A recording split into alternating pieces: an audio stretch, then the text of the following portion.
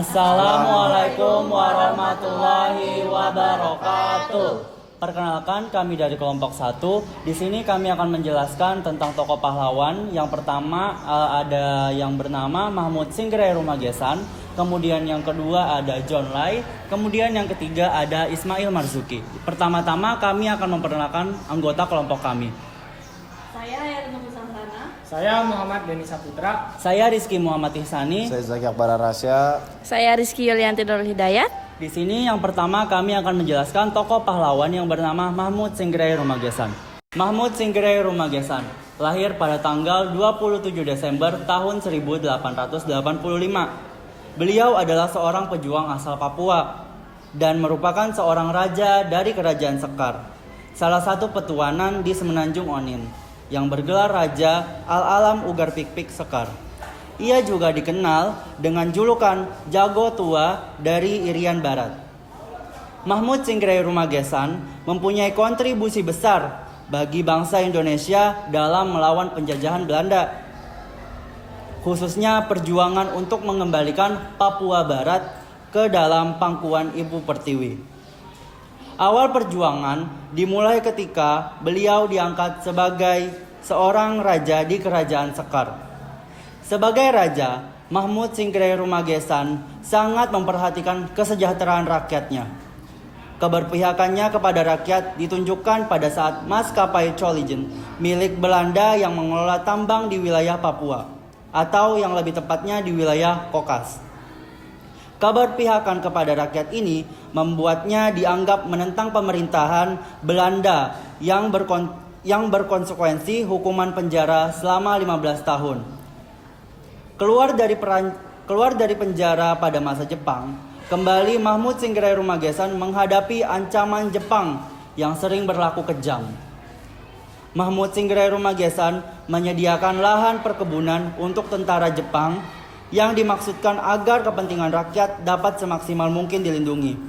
Setelah proklamasi 17 Agustus 1945, Mahmud Singgirai Rumagesan menunjukkan keberpihakannya kepada Republik Indonesia.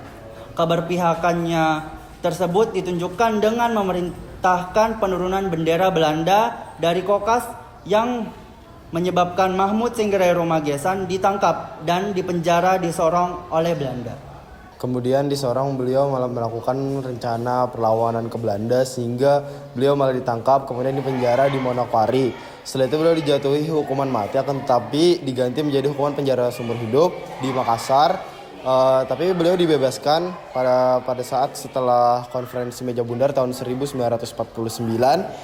Setelah itu perjuangan beliau tidak sampai segitu saja. Beliau tetap memperjuangkan masuknya Papua Barat ke Republik Indonesia sampai akhir hayat beliau tanggal 5 Juli 1971. Kemudian kami lanjut ke biografi Ismail Marzuki.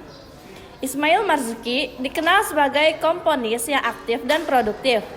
Dia lahir di Jakarta 11 Mei 1914. Karya-karyanya seolah tak akan pernah padam hingga kini. Kesyahduan, lirik yang penuh jiwa nasionalis romantis, syair yang kuat, melodi yang indah, serta memiliki nilai keabadian yang tinggi adalah ciri khas hasil karya komposer pelopor senior Ismail Marzuki. Ada lebih dari 250 karyanya yang beberapa di antaranya masih sering dilantunkan dan didengarkan hingga kini. Di antaranya adalah Indonesia Pusaka, Sabda Alam, dan Juwita Malam yang dipopulerkan oleh Krishay, Selendang Sutera, dan Sepasang Mata Bola. Ia juga dikenal sebagai pemusik yang mewarnai sejarah dan dinamika musik Indonesia. Beragam sisi nasionalisme dan romantisme berhasil digabungkan oleh pria yang bernama dan diabadikan sebagai pusat taman seni budaya yang ada di Jakarta pada tahun 1968. Ini melahirkan sebuah lagu dengan syair yang kuat dan bermakna sangat dalam. Jika dilihat dari sisi melodia, jenis karyanya memang terkenal sangat beragam. Bahkan ia juga menciptakan lagu keroncong yang ia beri judul Bandung Selatan di Waktu Malam dan Selamat Datang Pahlawan Muda. Berikutnya, tak hanya itu, lagu yang berjudul Raya Pulau Kelapa yang diciptakan pada tahun 1945 44 pun beberapa waktu lalu sempat diputar setiap harinya oleh TVRI.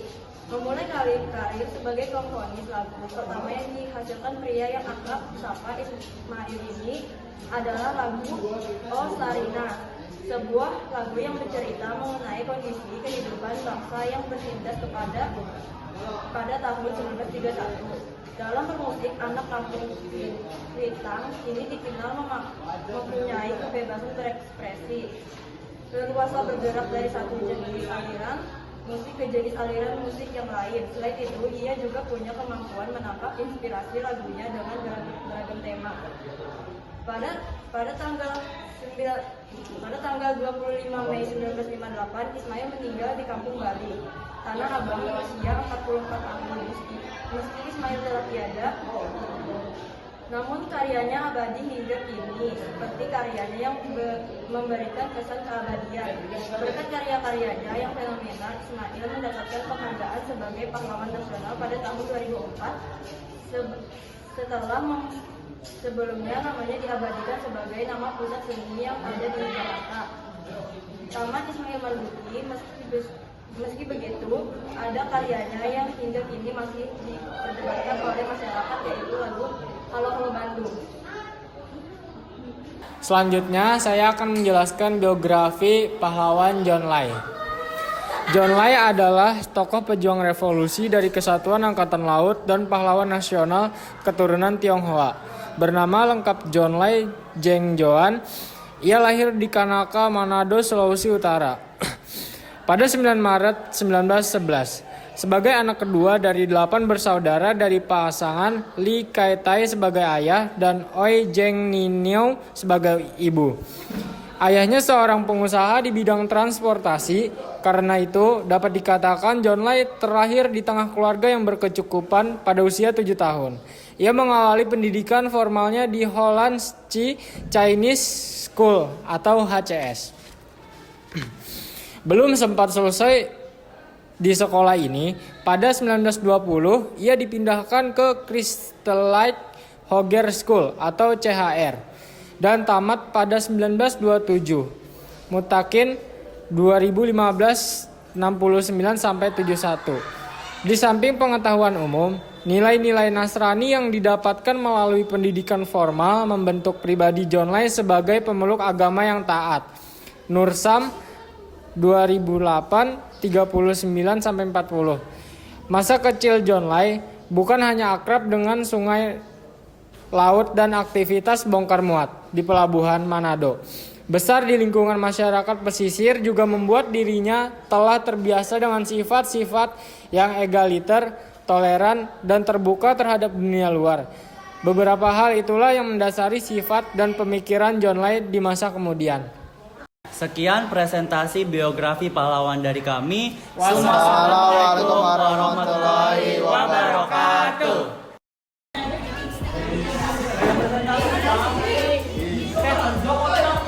Sini aja. Lucu cowok.